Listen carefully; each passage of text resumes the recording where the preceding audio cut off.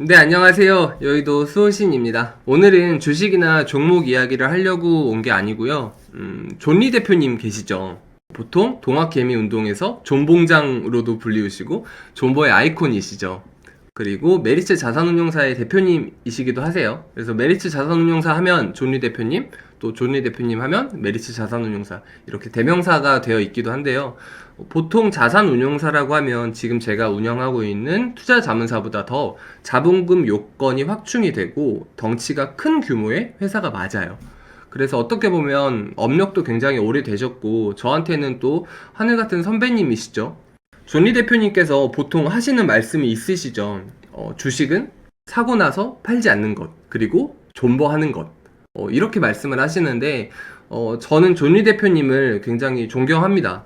개인 투자자들을 양지로 이렇게 끌어올리셔서 시장에 좋은 활력을 공급을 해주신 부분에 대해서는 굉장히 리스펙해요. 하지만 저는 존버해야 된다는 그 의견에 대해서는 완벽히 반대하는 입장이거든요.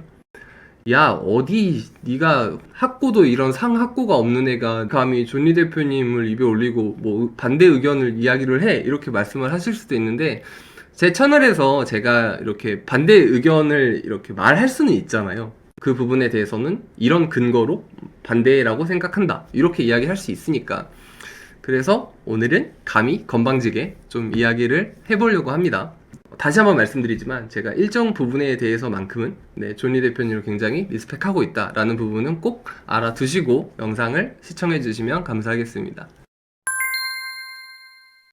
존리 대표님이 말씀을 하시죠. 주식은 팔지 않는 것. 기관 외인 공매도 장난을 치기 때문에 기울어진 운동장, 이런 말씀을 하시고 전체의 투자자 대비 5% 정도만 이익을 내기 때문에 주식은 팔지 않고 존버해야 된다, 이렇게 말씀을 하세요.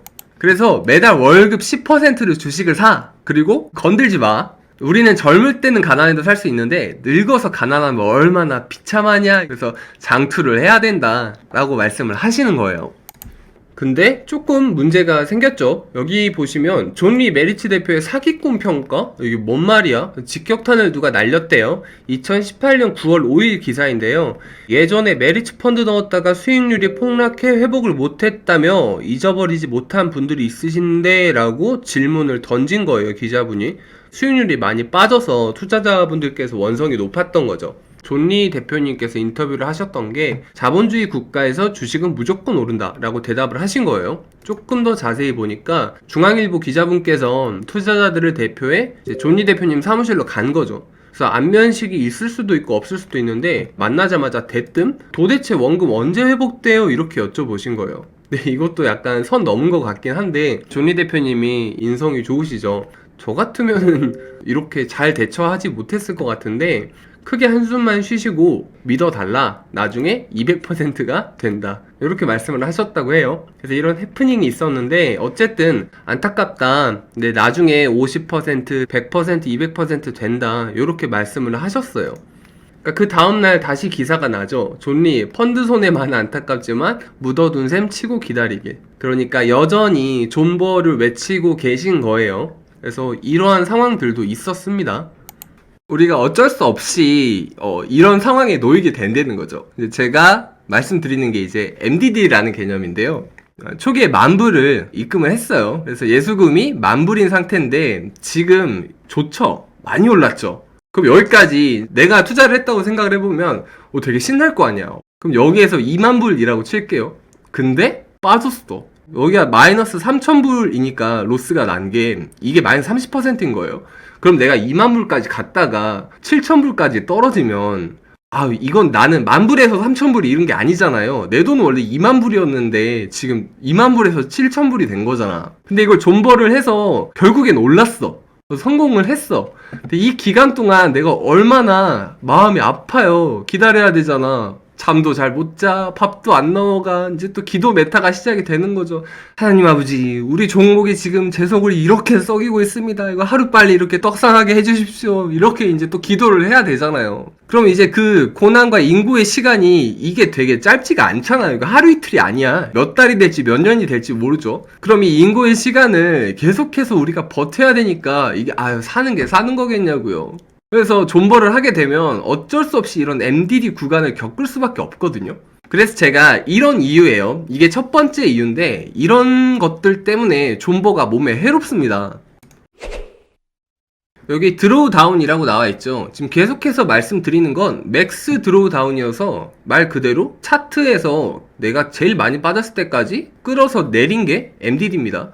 그럼 드로우 다운이 낙폭이니까 이게 10% 빠졌을 때 회복하기까지 필요한 바운스백을 한번 알아볼게요. 여러분 10% 빠지면 11% 올라야 돼요. 이게 30% 빠지면 1000만원 투자했을 때 700만원이 되죠. 근데 700만원이 30% 다시 오르면 910만원 밖에 안 돼요. 다시 1000만원 원금을 회복을 하려면 43%가 올라야 됩니다. 50% 빠져서 50% 다시 오르면 1000만원, 500만원, 750만원 이거밖에 안 돼요. 다시 1000만원 맞추려면 100% 올라야 됩니다. 이게 70%까지 가면 그림이 좀 이상해져요. 나는 분명히 70% 빠져서 70%만 다시 오르면 될 줄 알았는데 아니 233% 올라야 돼요. MDD가 이렇게 무서운 겁니다.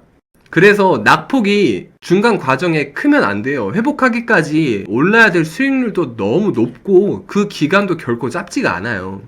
그래서 지금 시중은행에서 화가 났죠. 야, 메리츠 펀드 안 팔아 이렇게 얘기를 한 거예요. 존리 열풍으로 승승장구하던 메리츠 자산운용이 난관에 봉착했다. 펀드의 주요 판매 창구인 은행과의 갈등이 깊어지면서 야 너네 은행 왜 그래? 하고 무슨 일인지 좀 속내를 들여다봤어요. 그래서 표면적 이유로는 메리츠 펀드의 판매 비중이 다른 펀드 대비 지나치게 높으니까 우리가 조금 조절 좀 할게 이렇게 이야기를 하고 있는데 더 큰 이유는 따로 있대요. 그래서 그게 뭔가 하고 봤더니 지금 수익률이 부진한데도 메리츠 자산운용 측에서 AS를 안 해준 거야. 그러니까 수익률이 많이 빠졌으니까 화가 났을 거 아니에요, 고객들이. 야, 너 존니, 내 계좌, 막 이렇게 이야기를 하는데, 다시 이제 접촉을 해서, 이러이러해서, 존버를 하면, 금방 많이 오를 겁니다. 그러니까 조금만 견디시면 됩니다. 라고 이렇게 달래주든가, 아니면, 새로운 투자 전략을 구사를 하겠습니다. 라고 어필을 하든가, 이렇게 해야 되는데, 아무것도 안 하니까, 이게 다 민원이 지금 은행으로 들어가는 거예요. 그러니까 은행들은 당연히 지금 화가 나지. 그래서 얘네가, 야, 이제 메리츠 안 팔아. 이렇게 된 거예요. 최근에는 좀 근황이 어떤가 봤더니 지금 2021년 1월 17일 기사죠. 이때도 한결같으세요. 여전히 주식은 사고 파는 것이 아닌 모으는 거 존버하라 이렇게 말씀하고 계신 거예요.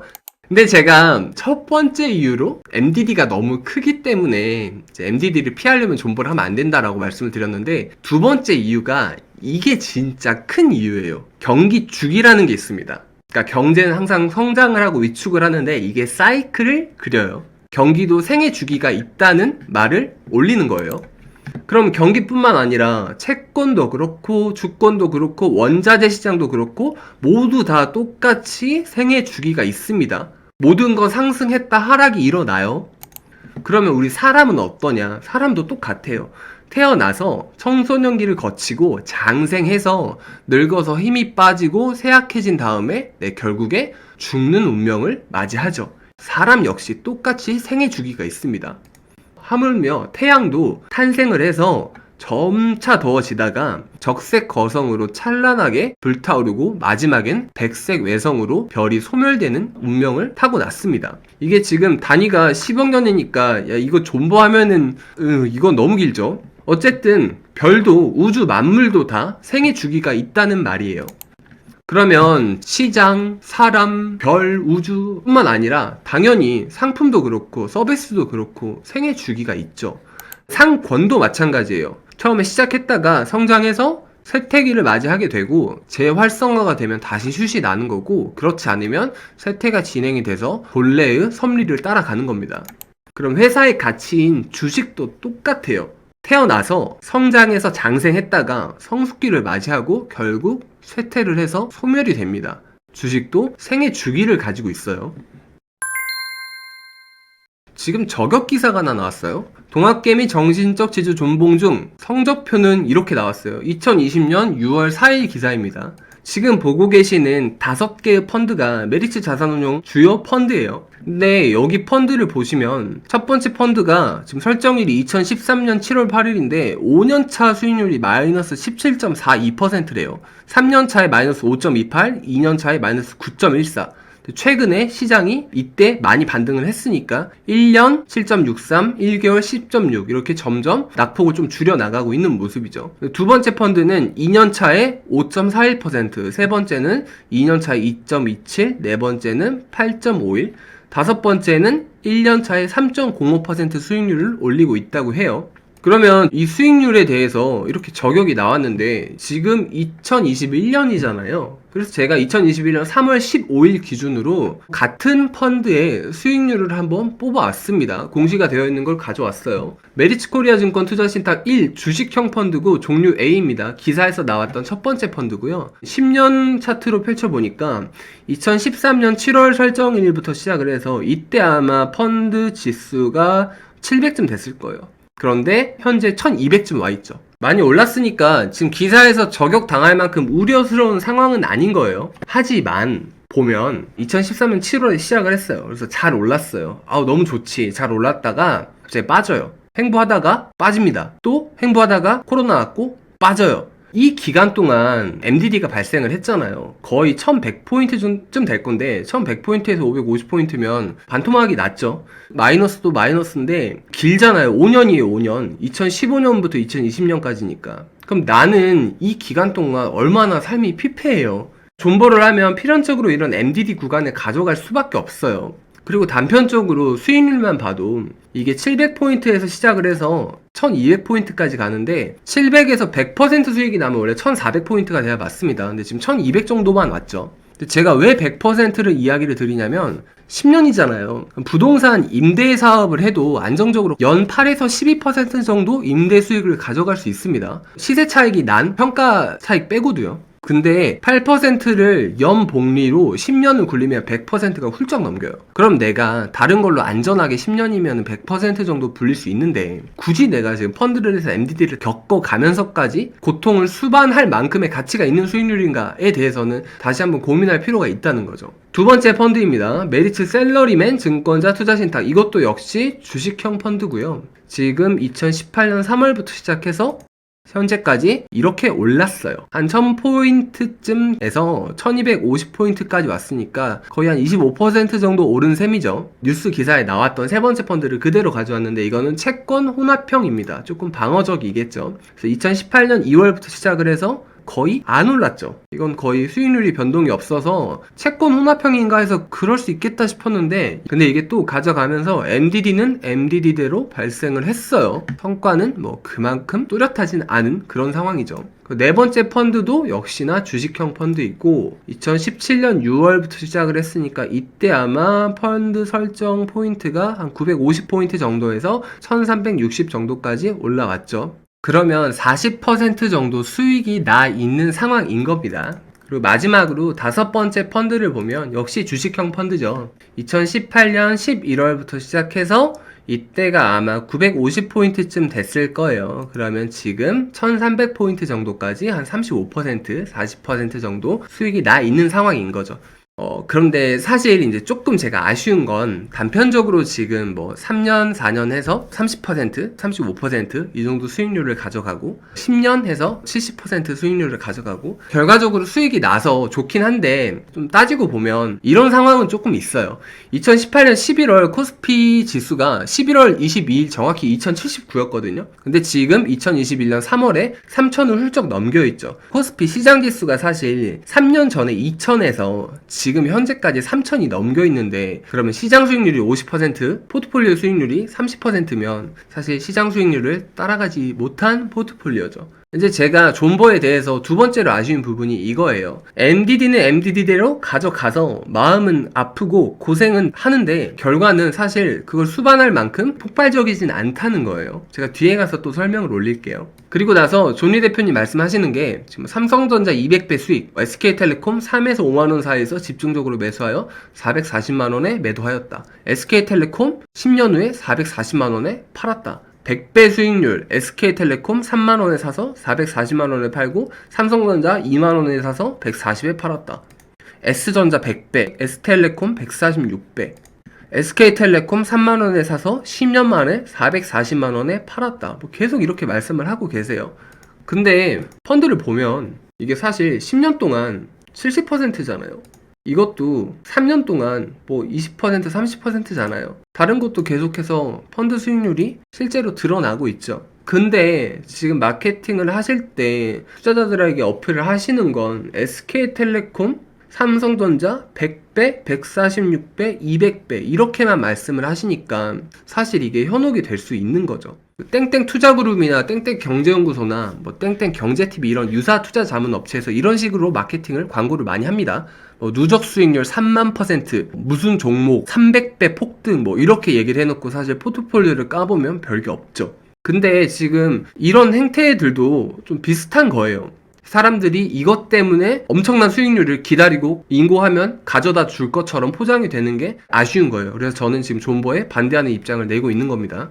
다시 말씀드리지만 존버는 안 돼요. 왜냐면 주식은 우주 만물과 똑같이 생애 주기가 있다고 했잖아요. 성장기 때 사서 성숙기에 팔아야 됩니다. 이거를 끝까지 이렇게 존버를 하고 들고 가면 안 돼요. 삼성전자고 월봉이에요. 삼성전자 같은 건 너무 잘 오르죠. 이렇게 잘 오른 주식도 있는 반면에 사실 대다수의 주식들은 대형주만 말씀드릴 건데 GS같이 오르다가 생애 주기 따라서 빠지는 주식도 있죠. 그리고 한국전력도 굉장히 잘 오르다가 치명적인 이슈가 있어서 빠지는 구간에 놓여 있습니다. KT 같은 것도 보세요. 이게 존버한다고 해서 될 일이 아니잖아요. 구간 자체가 아예 나오질 않는데. 지금 제가 다른 회사들을 보여드리는 게 우량주가 아닌 것도 아니고 대형주가 아닌 것도 아니에요. 다 좋은 회사들이에요.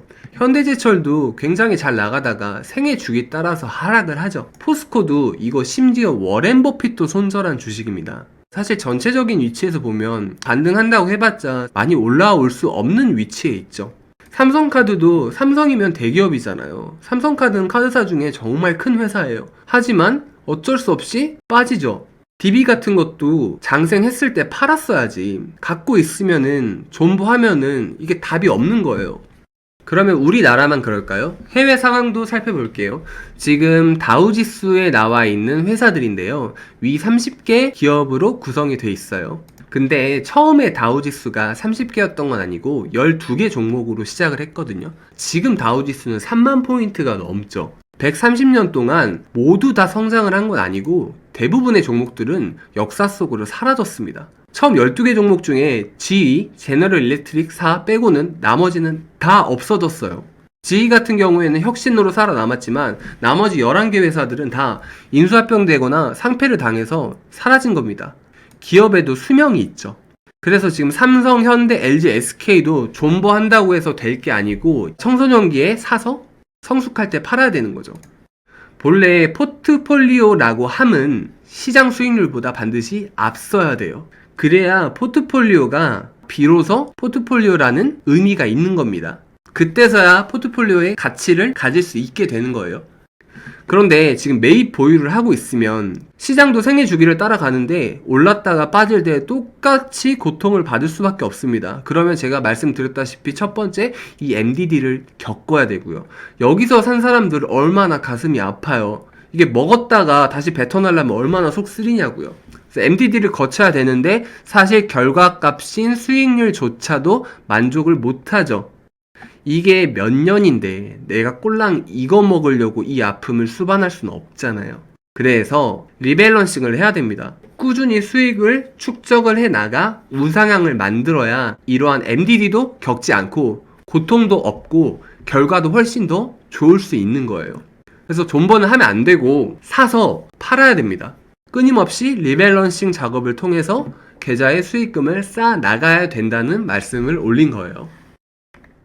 제가 오늘 올린 말씀을 세 줄 요약을 하면 존버 안 돼. MDD 때문에 수익률 때문에 이렇게 말씀을 드린 거예요. 그나저나 너 수우신 이놈의 새끼 네가 버르장머리 없이 어디 메리츠 펀드 수익률을 운운하고 시장 수익률을 초과를 했네 안 했네 존버를 네가 그런 말 할 자격이 있어? 라고 말씀을 하실 수도 있으실 거예요. 더한투자자본 팜이라는 어플리케이션을 다운을 받으시면요 이 화면을 보실 수 있으신데 회원가입을 하지 않으셔도 수익률이 확인이 가능해요. 지금 제가 보유하고 있는 수익률은 이렇습니다. 첫 번째는 수익이 많이 났죠. 기간적인 것도 보시면 19년 6월부터 시작을 한 거예요. 그러니까 기간 대비도 확실히 수익이 많이 났죠. 근데 여기 보시면 MDD가 엄청 세죠. 만약에 이때 진입했다고 가정을 해보세요. 아우, 이게 굉장히 퍼센테이지가 변동성이 심합니다. 결국 이제 포트폴리오가 다시 잘 올라와서 우상향하는 그림을 이어가고는 있지만 MDD가 너무 세잖아요. 이때 너무 아팠어요. 이때 비교적 첫 번째 포트폴리오보다 훨씬 양호하죠. 대체적으로 우상향하는 그림을 이어가고 있습니다. 그런데 이때 MDD가 분명히 생겼죠. 이게 얼마 안 되는 것 같아 보이시지만 이게 100%에서 0% 본전 간 겁니다. 그러니까 100%만큼 벌었다가 2배 갔다가 본전 된 거예요. 이때 상대적 박탈감이 엄청 심했어요. 그리고 또 잘 오르다가 또 MDD가 한번 생기죠. 이게 얼마 안 되는 것 같아 보이시죠? 200% 갔다가 50%, 70% 이렇게 간 거거든요. 그러면 200% 수익률에서 100% 넘게 까먹은 거예요. 결국엔 우상향해서 지금 잘 가고는 있지만 이것도 아픈 구간이 있었다는 거죠. 세 번째 포트폴리오입니다. 19년 8월 5일에 시작을 했고요. 요거 같은 경우에는 처음부터 어느 정도 생각을 가지고 있었어요. 이때도 MDD에 관한 계속되는 이제 고민은 있었는데 이때도 준비를 했어요. MDD를 내가 적게 가져가자. 그래서 준비를 했는데 30% 가다가 25%만큼 가다가 준비를 했음에도 불구하고 코로나 때 맞았어요. 이때 MDD가 30%에서 마이너스 10%까지 생긴 겁니다. 그러니까 제가 계좌를 30%까지 플러스 수익을 이렇게 내다가 원금 대비 마이너스 10%까지 추락을 한 거예요. 그럼 이때도 코로나 때 계좌가 원금 대비 마이너스 10%면 마음이 진짜 엄청 아프잖아요. 얼마나 힘들어요. 그래서 코로나 이후에 진짜 각성을 하고 이를 악물고 내가 진짜 2번 다시 돈을 내가 세게 크게 벌지는 못할지언정 절대 잃지는 않겠다. MDD를 정말 작게 가져가겠다 라는 다짐을 정말 많이 했어요. 그렇게 해서 지금 하고 있는 리밸런싱 방식이 어느 정도 차트에도 드러나죠. 시장이 많이 올랐어요. 네, 많이 오르는 도중에 그냥 쭉 일직선처럼 오른 건 아니고 중간에 어느 정도 빠지는 구간도 있었어요. 코로나 이후로. 그리고 또 오르다가 최근에도 많이 조금 하락을 한 상태에서 눌려 있죠. 길게. 근데 그 구간도 보시면 상대적으로 거의 MDD가 발생을 안 하죠. 최근에는 그런 성향이 더욱 도드라집니다. 시장 눌리건 말건 그냥 지 갈 길 가요. 그래서 제가 수익률이 다른 두 포트폴리오 대비 강하진 않지만 그래도 이 포트폴리오 기간 대비 수익률이 월등하죠. 이 포트폴리오도. 근데 이걸 가장 제가 사랑하고 자신 있어 하는 이유가 이 포트폴리오는 MDD를 위한 포트폴리오예요. 근데 금융을 서비스를 하는 거잖아요. 그러면 수익은 당연히 가져가는 거고 이제 그 와중에 아프지 않아야겠다. 시장 수익률은 당연히 초과해서 공급을 하는 거고 시장보다는 당연히 비트한 포트폴리오가 당연한 거지만 그 과정에서 최대한 아프지 않게 가져가겠다. 그렇게 해야 정말 서비스하는 그런 금융 서비스의 본질에 가까우니까 이제 그렇게 목적을 잡고 저는 가고 있습니다. 그래서 오늘은 제가 존버에 관한 반대 의견을 냈었고요. 조금 듣기 거북하신 부분이 있으실 수도 있겠지만 조금 양해를 부탁을 드리고 어쨌든 저의 오늘 신념이나 이런 목적 이런 거를 조금 녹여서 좀 썰을 풀었어요. 그래서 오늘 저는 여기까지 영상 올리고요. 다음 시간에 또 좋은 영상으로 좋은 컨텐츠로 찾아뵐 수 있도록 하겠습니다. 그러면 다들 건강하시고 성투하세요.